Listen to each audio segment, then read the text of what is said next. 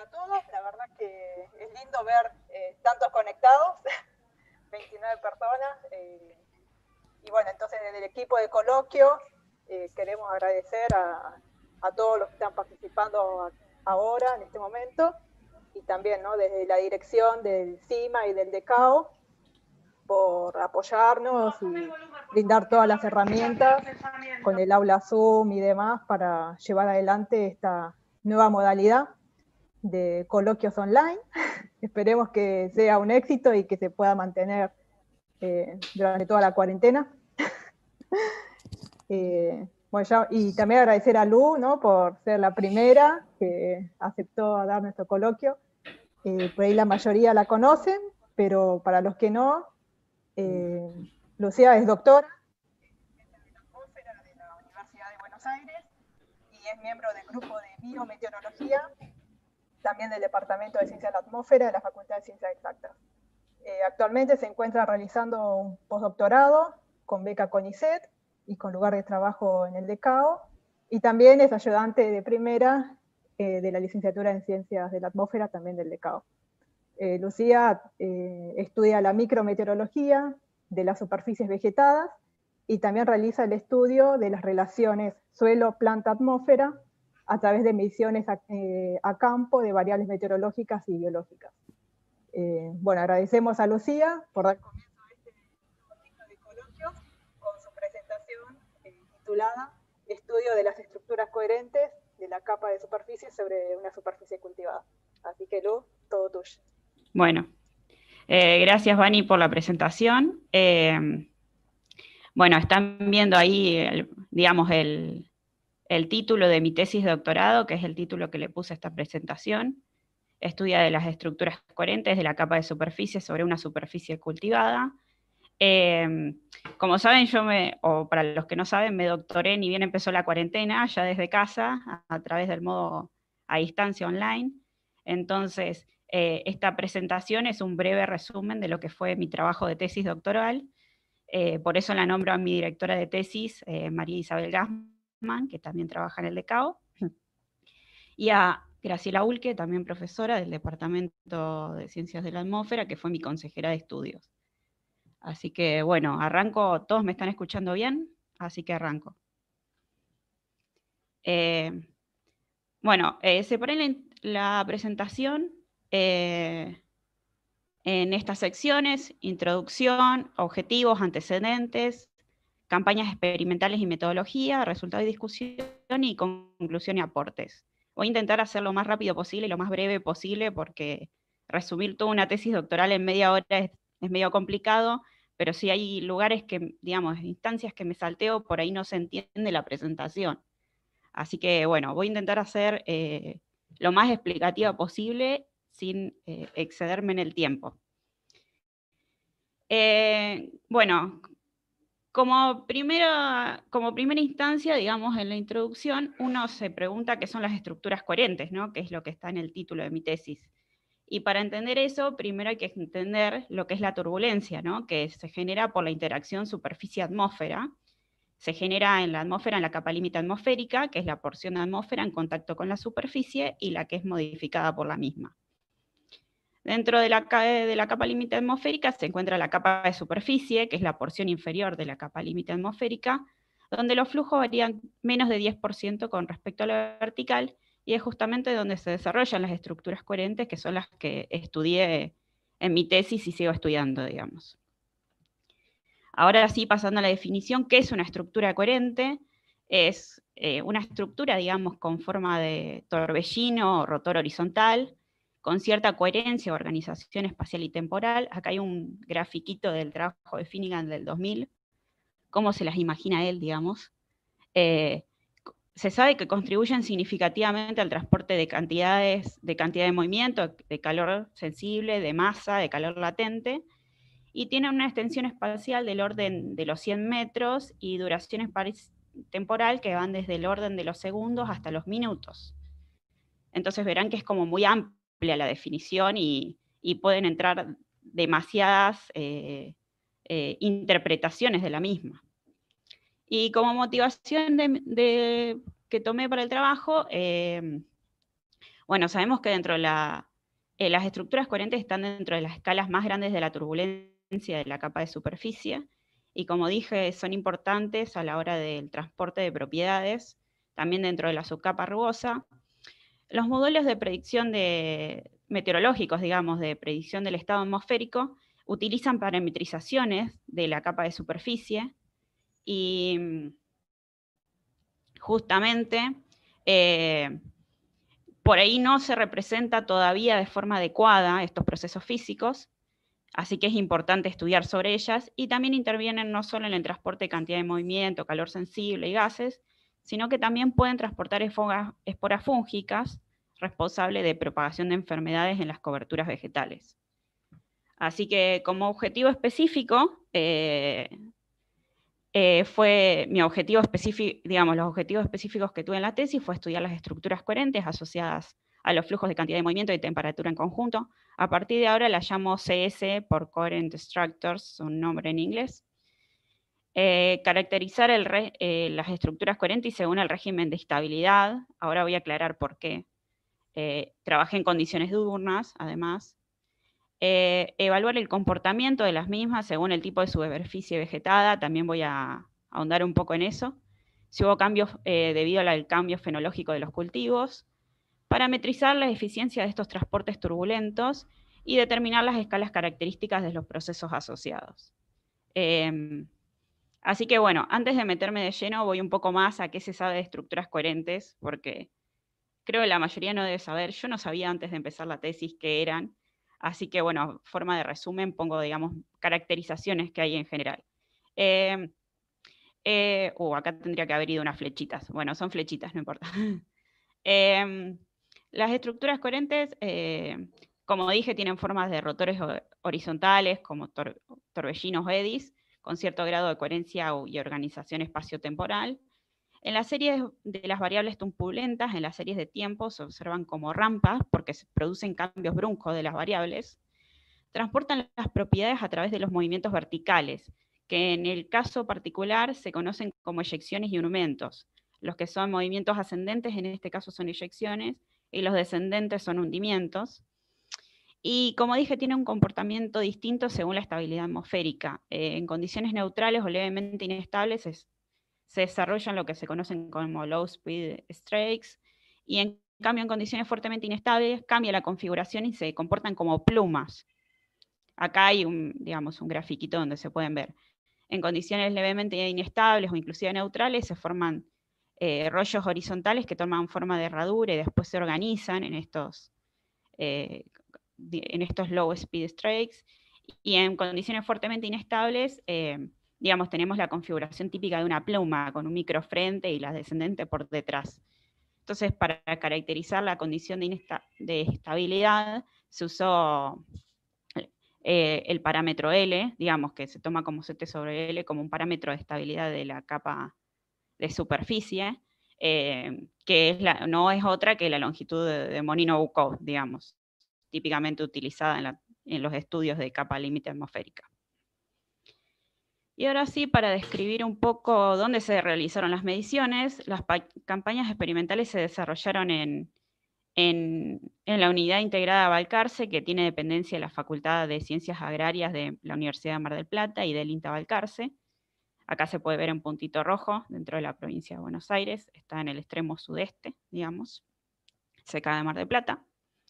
Sobre 2 cultivos, en verano ambos, en el verano 2011-2012, cultivo de maíz, y en verano 2012-2013, al otro año, cultivo de soja sobre el mismo lote, ambos en condiciones de secano, y el maíz alcanzó una altura de 1,80 m máxima y la soja de 75 centímetros. Y trabajé con datos micrometeorológicos obtenidos con un anemómetro sónico a 20 Hz, con los datos de velocidad del viento, V y W, que se convirtieron a terna micrometeorológica, y con datos de temperatura también. Y acá se ve una foto de la torre micrometeorológica en el sitio, digamos, con el anemómetro sónico emplazado en la torre, digamos. Y este es un esquema de cómo era el lote, tenía 19 hectáreas, fue el mismo de un cultivo a otro, la torre se emplazaba acá, digamos. y hacia este lado había una barrera de árboles. Bueno, el norte está indicado en el gráfico también, ¿no? Entonces, ¿cómo preparé estos datos para trabajar con ellos, digamos? Separé los datos en rondas de media hora de duración, así que yo cuando hablo de rondas me refiero justamente a intervalos de media hora, donde se consideró que la turbulencia estaba congelada. Se homogeneizó la base de datos, como dije, se pasó una terna micrometeorológica, así que de ahora en adelante van a ver los datos de como U, W y T, digamos. Se seleccionaron los datos que correspondían, digamos que la torre estaba observando que correspondían al lote mismo, entonces me quedé con direcciones de entre el noroeste y el noreste, ¿no? Bueno, y calculé los valores medios de las variables, los perturbados, los flujos instantáneos perturbados de cantidad de movimiento y de temperatura, U', W' y W', y los valores medios para cada ronda de media hora de duración. Y con eso pasé a trabajar con la primera metodología, que es el método de los cuadrantes, desarrollado por Zhou y et al. En 1983, que lo que hace es separar, digamos, según la contribución de que los signos de U' y W', digamos. Entonces, quedan los cuadrantes, queda separado por cuadrantes según los signos de ambas variables. El cuadrante Q1 y Q3 corresponden a U', W', el Q1 positivos y el 3 a los negativos.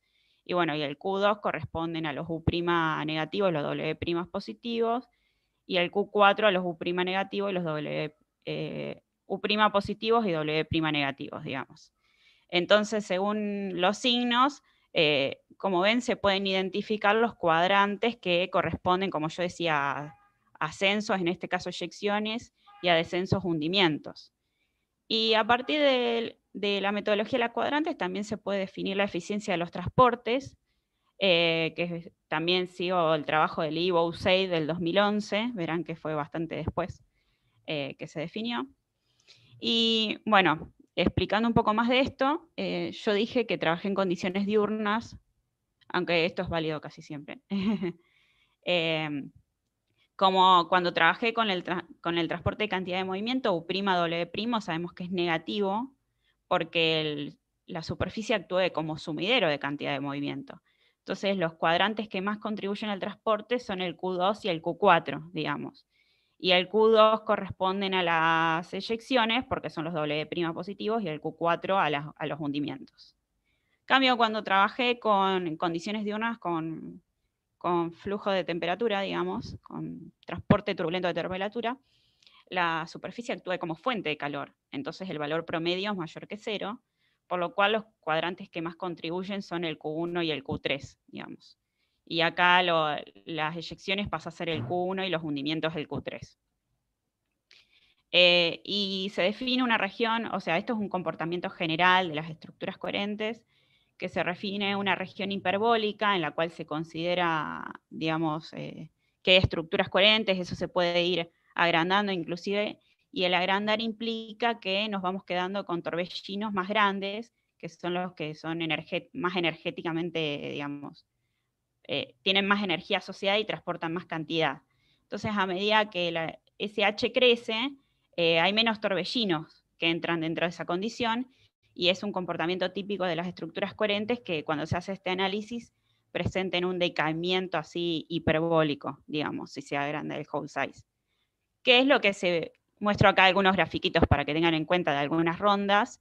El de arriba es para U', W', transporte de cantidad de movimiento, y el otro es para transporte de temperatura. Y como verán, los cuadrantes que más contribuyen en magnitud, estos como magnitud relativa, que son estos SI.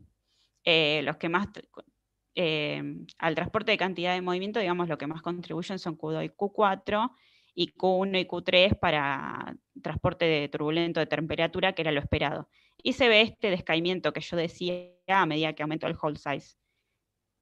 Cuando no hay estructuras coherentes, pasa esto. Estas son rondas que quedaron fuera de la clasificación y no presentan ese decaimiento claramente. Así que es muy claro, digamos, cómo esta metodología de los cuadrantes permite obtener justamente cuando hay estructuras coherentes, como guardando esta relación, digamos. Y después, una vez que clasifiqué los datos con metodología de los cuadrantes, pasé a la metodología Wavelet, desarrollada por Gabo y Lee en el 93, que es medio similar a la transformada de Fourier, con algunas diferencias. Así que hice como una analogía a eso, porque la mayoría, digamos, está acostumbrado a trabajar con transformada de Fourier. La transformada Wavelet permite identificar las perturbaciones con distintas escalas temporales asociales en distintos momentos, y esta es la ventaja que tiene, digamos. Y los máximos están asociados a perturbaciones positivas de la variable y los mínimos a las negativas. La gracia de la transformada Wavelet es que análogamente al espectro de Fourier tenemos la varianza Wavelet, que permite ver la contribución de las estructuras coherentes en distintas escalas a la varianza total. Entonces, de esa manera puedo identificar una escala temporal característica de las mismas. Y siempre y cuando se lo plotee, digamos, con ejes logarítmicos, lo que permite hacer una proporcionalidad a la energía de la señal original.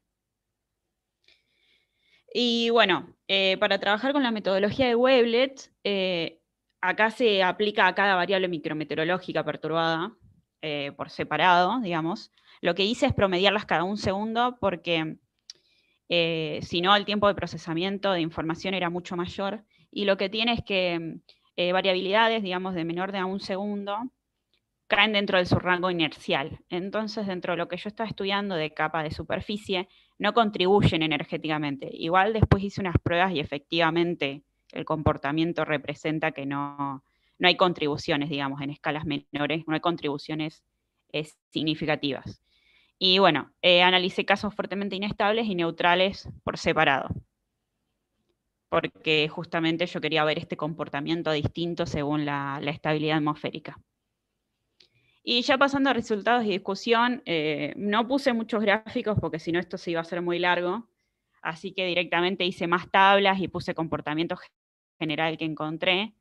Lo que encontré es que para el cultivo de maíz, para transporte U', W', solo encontré en 18% de las rondas estructuras coherentes que transporten esta cantidad, y para W', T', ese número fue mayor y fue del 64%. En cambio, para el cultivo de soja, las cantidades fueron similares de las rondas originales de soja, que me quedé con dirección de viento entre el noroeste y noreste, en casi el 80% de los casos, para U', W', y para W', T' casi lo mismo, encontré estructuras coherentes. Así que ya acá empiezo a encontrar una diferencia entre ambos cultivos, digamos que es algo que voy a arrastrar y voy a seguir profundizando a lo largo de la charla, digamos. Y estudiando por separado las eyecciones y los hundimientos, lo que vi es que en maíz, para cantidad de movimiento, dominan en magnitud y en tiempo los hundimientos, pero para soja no se presenta el mismo comportamiento, dominan en magnitud los hundimientos, pero en tiempo las eyecciones. Y para W', T', o sea, flujo turbulento de temperatura, transporte turbulento de temperatura, dominan en magnitud las eyecciones, pero en tiempo los hundimientos. Y lo mismo para soja. ¿Esto qué quiere decir? Que las eyecciones son más intensas, pero en tiempo dominan los hundimientos. Hay más hundimientos temporalmente hablando, digamos. Así que nuevamente acá vuelvo a encontrar una diferencia entre los cultivos. Y cuando estudié la eficiencia de los transportes, en negro ven lo que es para W', T' y en gris para U', W'. En este lado maíz y en este lado el comportamiento de las rondas de soja. Se ve claramente que, o sea, acá empiezan a haber diferencias muy claras al clasificar con valores de menos z sobre L. En soja no hay casos fuertemente inestables. Hay algunos casos inestables, pero la fuerte inestabilidad queda representada en el estudio en maíz, digamos. Y es por esto que se puede, digamos, en maíz como trazar un mejor comportamiento de diferencias entre lo que es más inestable, son los menos z sobre L mayores, y los menos z sobre L menores indican condiciones levemente inestables o casi neutrales. Lo que se puede observar a grandes rasgos es que para condiciones levemente inestables o casi neutrales, el transporte es casi al mismo en magnitud para W', T' y para U', W'. En soja por ahí también está lo mismo, pero bueno, hay gran dispersión de datos también, pero también hay más cantidad de rondas con estructuras coherentes, entonces también eso puede contribuir a la dispersión. Y lo interesante es que se ve cómo ese comportamiento se disocia totalmente en condiciones fuertemente inestables y pasan a ser mucho más efectivos los transportes de W'T' y casi nulos los de U'W'. Así que, bueno, ahí nuevamente fui con digamos, las diferencias entre ambos cultivos. Y pasando a la metodología Wavelet, acá esto lo paso medio rápido, pero les muestro una ronda de W', donde está, digamos, el comportamiento de la variable, como es media hora, va de 0 a 1800 segundos. Y la transformada Wavelet, digamos, permite ver imágenes de este estilo, en los que para cada tiempo se puede asociar una escala temporal característica, como dije, y se ve comportamiento típico de las estructuras coherentes, que es la alternancia entre centros negativos y positivos, que corresponden, como dije, a los positivos a eyecciones, los negativos a hundimiento. Se ve un comportamiento general de que están asociados los mayores valores, digamos, a escalas de entre 50 segundos aproximadamente, y después ya en escalas mayores alrededor de los 350, 400 segundos. Y la gracia es justamente plotear la varianza Wavelet, donde se ve estos picos justamente en esas escalas asociadas, digamos. Obviamente hacer esto para las, no sé, 800 rondas en soja de cada cultivo, de cada transporte, más la de maíz y demás, es bastante tedioso, así que lo que hice fue automatizarla cuando encontraba picos, digamos, que directamente me a la escala temporal y lo verifiqué con algunas rondas, digamos. Entonces, en resultados generales lo que encontré es que, como ya dije, sobre maíz hay casos más fuertes e inestables con presencia de estructuras coherentes y están mejor representados. Respecto de la metodología Wavelet, lo que encontré es que hay un dominio de la escala 350 a 400 segundos para U' y T', seguida en segundo lugar por la escala de alrededor de 50 segundos, o por ahí un poco menos, digamos, de ese orden. Y para W' este comportamiento se invierte, o sea, dominan las mismas escalas, pero es más dominante el 50 segundos y después la otra. En cambio, para soja, como dije, las condiciones son más bien tirando a la neutralidad. Y si bien hay un comportamiento similar de las variables, por ahí es más claro lo que se ve en maíz que los que se ve en soja. También lo que se ve en maíz es que hay un decrecimiento de la contribución de las escalas hasta los 250 segundos y no hay estructuras coherentes entre 250 y 350 segundos. O sea, esta no es una escala temporal que tenga estructuras coherentes asociadas. Y directamente en soja, los casos más neutrales, las escalas intermedias desaparecen. O sea, lo que yo veía era que tenía todas las contribuciones en el 350, 400 segundos y en el 0,50, y en el medio no había estructuras coherentes con escalas temporales asociadas. Y bueno, si se lo convierte a través del viento medio a las escalas, digamos, a escala horizontal de esos torbellinos, se ve que en maíz las escalas son mucho menores, de 980 metros, y en soja son mayores, de hasta 4.600 metros, esto es por el viento medio. Ahora voy a aclarar un poco más al respecto. De esta manera, en esta imagen más resumen, digamos. En maíz, para cantidad de movimiento, como dije, el sentido de transporte que domina son los hundimientos, como en tiempo.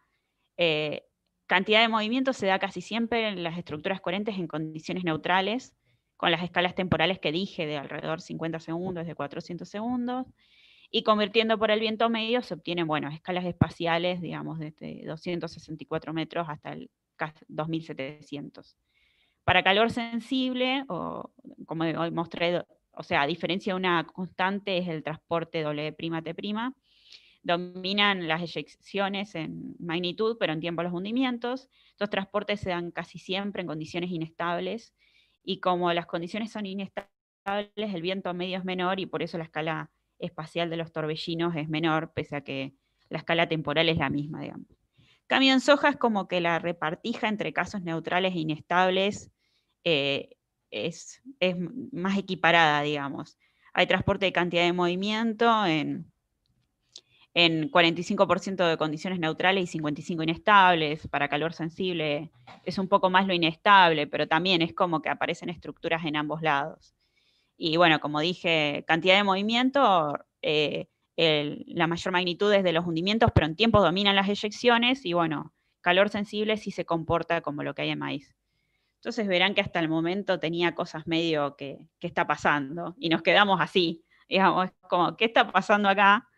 ¿Qué es lo que está influenciando la diferencia de comportamiento entre dos cultivos, ¿no?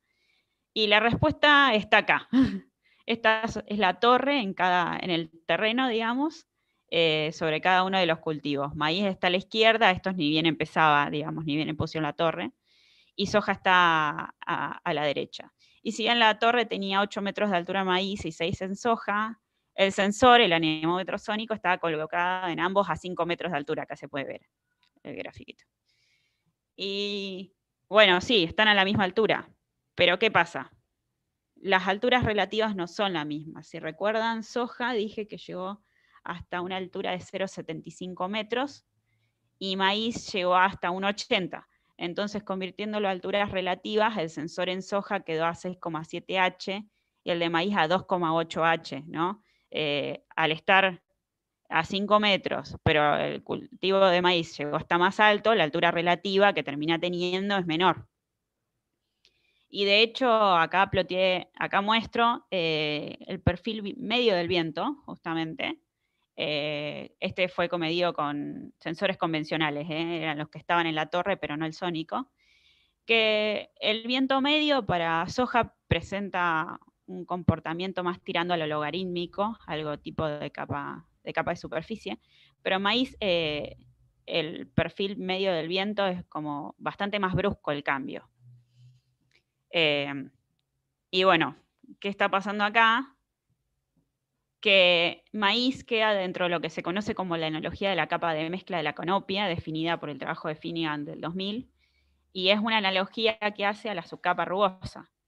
En cambio, las mediciones en sojas que quedaron en capa de superficie, justamente, y el trabajo de Perretta y Ruiz del 2013, basado en modelos LES, pone el criterio de corte de esta disociación justamente en 3H.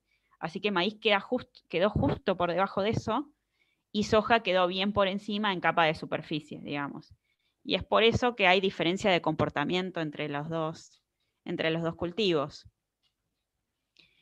Sobre soja, como quedó en capa de superficie y los gradientes son más, digamos, no tan bruscos con la vertical, hay condiciones más bien tirando la neutralidad, con los low speed strikes, como dije, con escalas temporales de alrededor de 400 segundos. En el medio está el intermedio, digamos, maíz es casi el intermedio. Todos estos cuadritos eran flechitas, así que no implican nada. Donde hay ambas estructuras coherentes y contribuyen más la de 400 segundos y menos la de 50 segundos de escala temporal. Y ya por debajo de eso hay comportamientos más inestables con estructuras coherentes del tipo pluma que tienen justamente la escala temporal de 50 segundos asociada, que era esta forma de comportamiento. Entonces es por eso que tenemos las diferencias entre ambos cultivos. Y ya terminando, hago un breve resumen de las conclusiones y los aportes de mi trabajo. Entonces, como estudié estructuras coherentes en condiciones diurnas, pude identificar rondas de media hora de duración con presencia de estructuras coherentes a través del método de los cuadrantes. Hubo estructuras coherentes que transportaron calor sensible en mayor cantidad que cantidad de movimiento sobre maíz y similar cantidad sobre soja. Abarcaron estas estructuras coherentes cuando están presentes en las rondas de media hora de duración, abarcan 18 de esos 30 minutos, o sea, es bastante tiempo. Como dije, los valores de Z sobre L más inestables fueron en maíz y los perfiles fueron más marcados, y los valores de Z sobre L más neutrales estuvieron sobre soja y los perfiles verticales eran más suaves. Hubo mayor eficiencia de transporte de calor sensible que cantidad de movimiento en condiciones inestables. Entonces, justamente a que en condiciones inestables, como dije, dominan las plumas, y estas son más efectivas transportando escalares y no tan efectivas transportando cantidad de movimiento. Y la eficiencia fue similar para ambos transportes en condiciones más bien neutrales. Y esto es porque los low speed strikes son igual de eficientes transportando cantidad de movimiento y escalares, digamos. Y son estos tipos de estructuras que están transportando ambas cantidades, ambos están transportando así ambas cantidades, digamos, al mismo tiempo. Y la gracia es que, si bien yo trabajé con 2 metodologías, no es común encontrar estas 2 metodologías en simultáneo en un trabajo. Se trabaja con método de los cuadrantes o con wavelets. Sin embargo, la información que brindan es complementaria y para mí deberían ser trabajadas en conjunto para tener un mejor entendimiento de las estructuras coherentes. Como dije, la metodología los cuadrantes identifica patrones de transporte asociados a los procesos, y en cambio la metodología de Wave le da una escala temporal característica. Entonces no es la misma información, y para entender bien cómo se comporta una estructura coherente debería ser analizada en conjunto con estas 2 metodologías, digamos. Como dije, sobre maíz hubo condiciones de su capa rugosa o de analogía de la capa de mezcla de la canopia, ¿no? Y sobre soja se desarrollaron más bien condiciones de capa de superficie a 6,7H.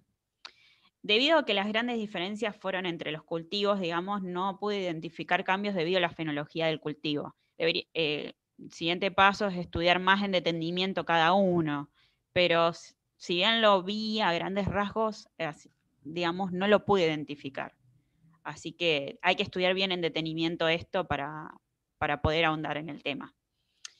Según el trabajo de Bailey Stoll del 2016, para captar bien las estructuras coherentes habría que ubicar los sensores a 1,3 o 1,4H, digamos, así que esto es para futuras campañas a pensar si quiero seguir midiendo estructuras coherentes, se cuentan con los medios, poner a esta altura.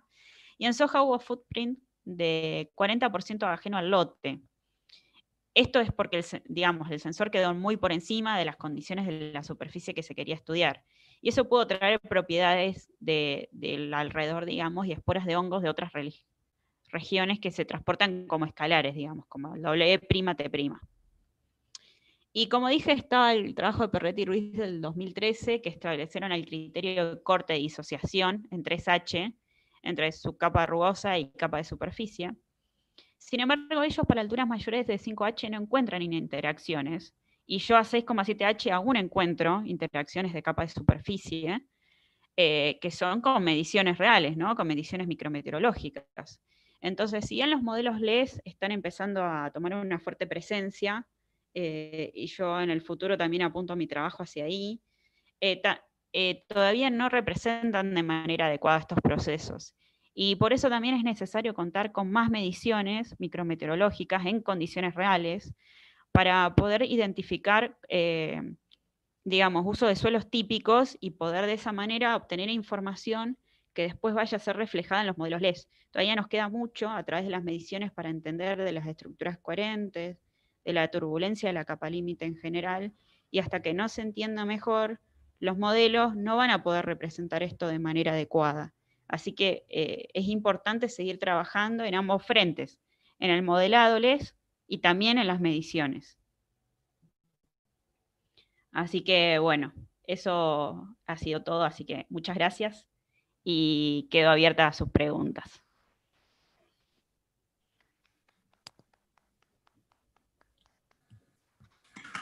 Muchas gracias, Lu.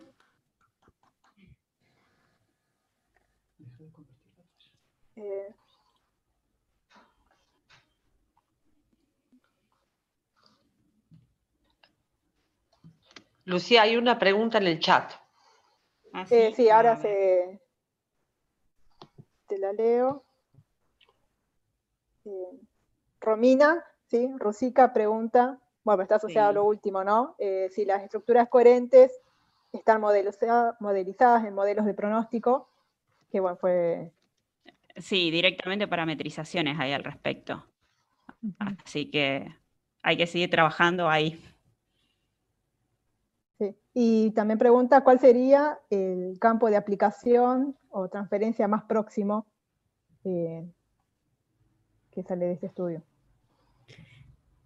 Bueno, algo que tengo que empezar a estudiar, como dije, es digamos, cómo cambian. Hay como muchos frentes, o sea, pero tengo mediciones de Q, de humedad específica, así que tengo que empezar a estudiar cómo es el transporte de los escalares, porque como dije, una parte importante es que pueden transportar esporas fúngicas, y eso contribuye a cómo se propagan las enfermedades en el cultivo.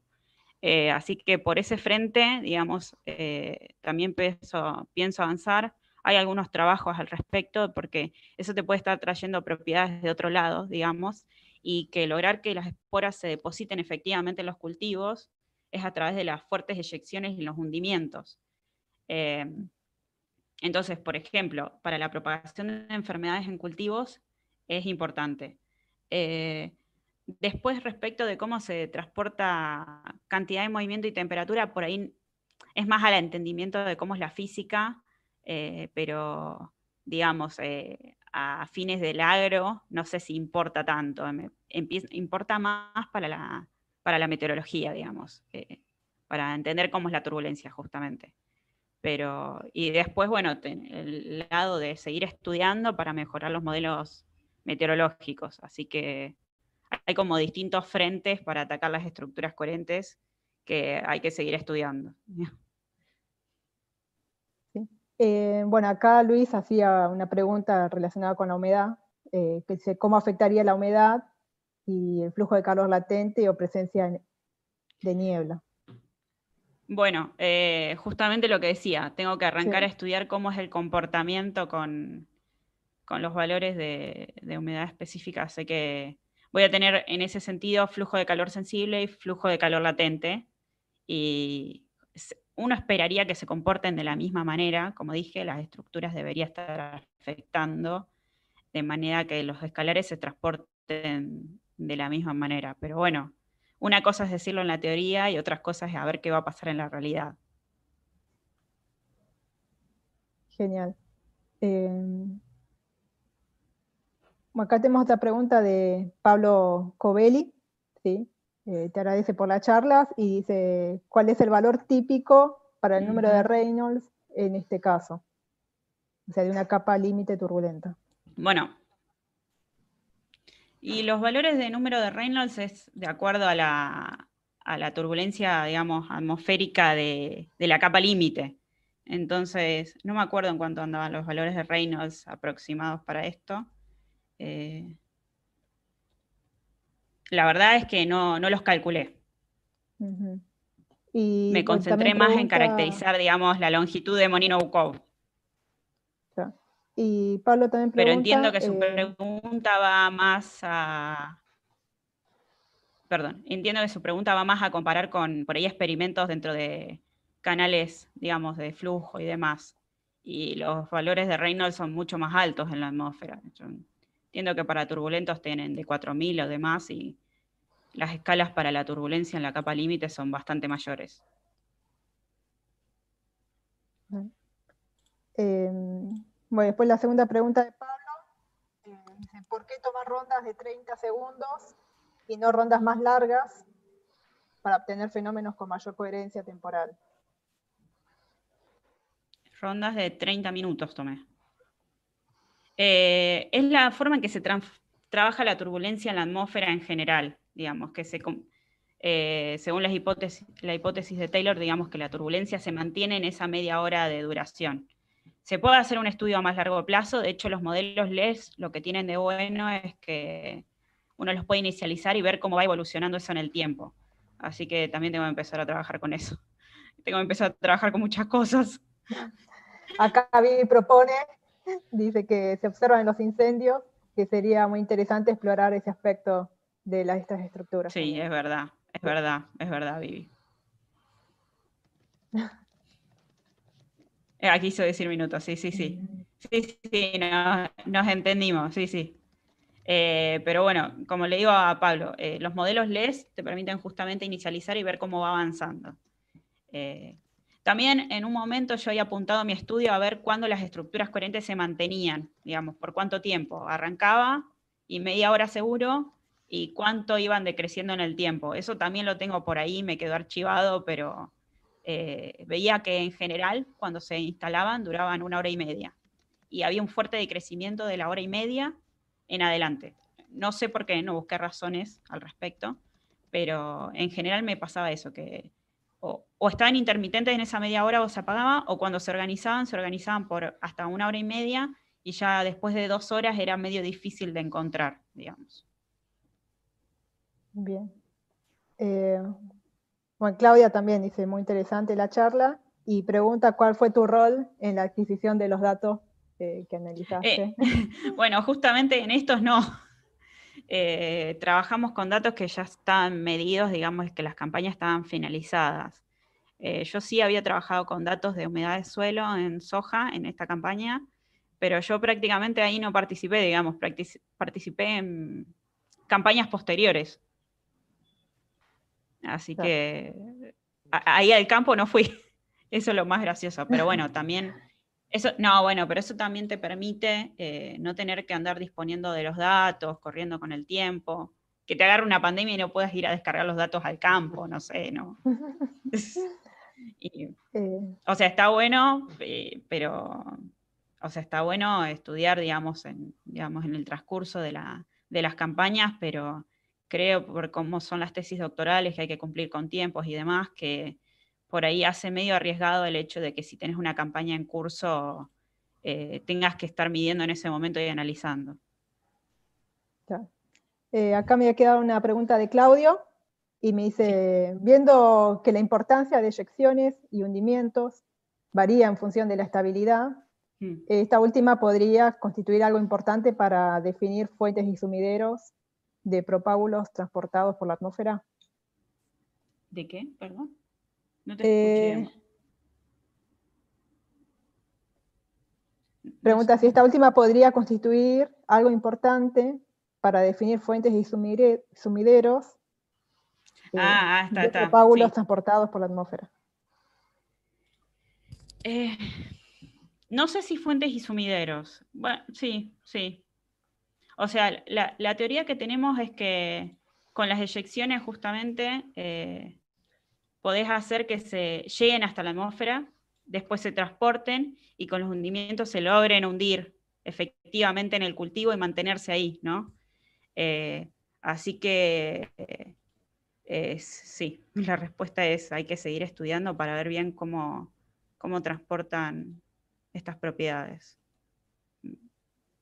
A mí me parece importante porque si no, lo que pasa por ejemplo, con las esporas fúngicas, que son muy pequeñas, entonces si no es como el polen, digamos que es grande y cae. Entonces, si no hay un mecanismo efectivo como este de la atmósfera que logre levantarlos, suspenderlos, digamos, para su transporte y después que logre hundirse y mantenerlos ahí, es como si no, por ahí no sería muy factible que se queden, digamos, o que eyecten.